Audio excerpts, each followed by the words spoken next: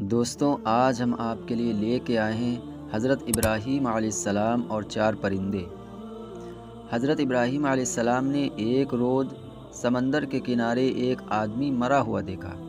آپ نے دیکھا کہ سمندر کی مچھلیاں اس کی لاش کو کھا رہی ہیں، اور تھوڑی دیر بعد پھر پرندے آ کر لاش کو کھانے لگے۔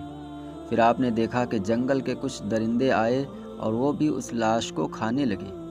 آپ نے یہ منظر دیکھا تو آپ کو شوق ہوا کہ آپ ملاحظہ فرمائیں کہ مردے کس طرح زندہ کیے جائیں گے۔ چنانچہ آپ نے خدا سے عرض کیا، الہی، مجھے یقین ہے کہ تو مردوں کو زندہ فرمائے گا اور ان کے اجزاء دریائی جانوروں، پرندوں اور درندوں کی پٹیوں سے جمع فرمائے گا، لیکن میں یہ عجیب منظر دیکھنے کی آرزو رکھتا ہوں۔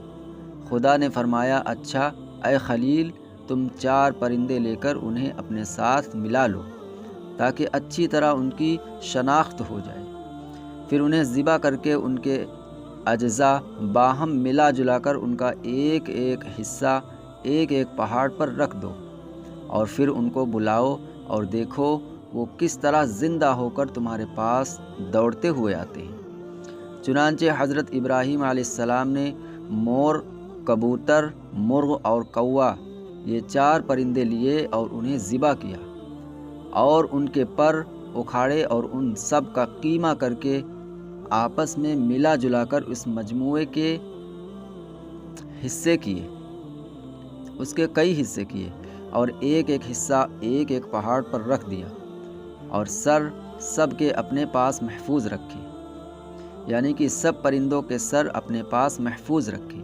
اور پھر آپ نے ان سے فرمایا، چلے آؤ۔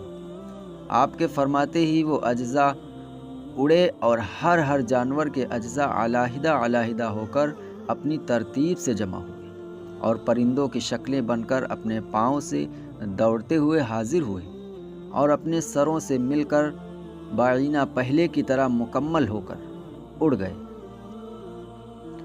تو دوستو، خدا تعالی بڑی قدرت و طاقت کا مالک ہے۔ کوئی ڈوب کر مر جائے اور اسے مچھلیاں کھا جائیں، یا جل کر مرے اور راکھ ہو جائے، یا کسی کو درندے، پرندے اور دریائی جانور تھوڑا تھوڑا کھائیں اور اس کے اجزاء منتشر ہو جائیں، خدائے برتر پھر بھی اسے جمع فرما کر ضرور زندہ فرمائے گا، اور بارگاہ ایزدی کی حاضری سے اسے مفر نہیں۔ اور یہ بھی معلوم ہوا کہ مردے سنتے ہیں، اور خدا اپنے خلیل سے یہ نہ فرماتا کہ ان مردہ اور قیمہ شدہ پرندوں کو بلاؤ۔ حضرت ابراہیم علیہ السلام نے بحکم الہی، یعنی اللہ تعالیٰ کے حکم کے مطابق ان پرندوں کو بلایا، اور وہ مردہ پرندے آپ کی آواز کو سن کر دوڑ پڑے۔ یہ پرندوں کی سماعت ہے، اور جو اللہ والے ہیں ان کی سماعت کا عالم کیا ہوگا۔ اور یہ بھی معلوم ہوا کہ پرندوں کو زندہ تو خدا ہی نے کیا، لیکن یہ زندگی انہیں ملی ابراہیم علیہ السلام کے بلانے اور ان کے لب ہلنے سے۔ گویا کسی اللہ والے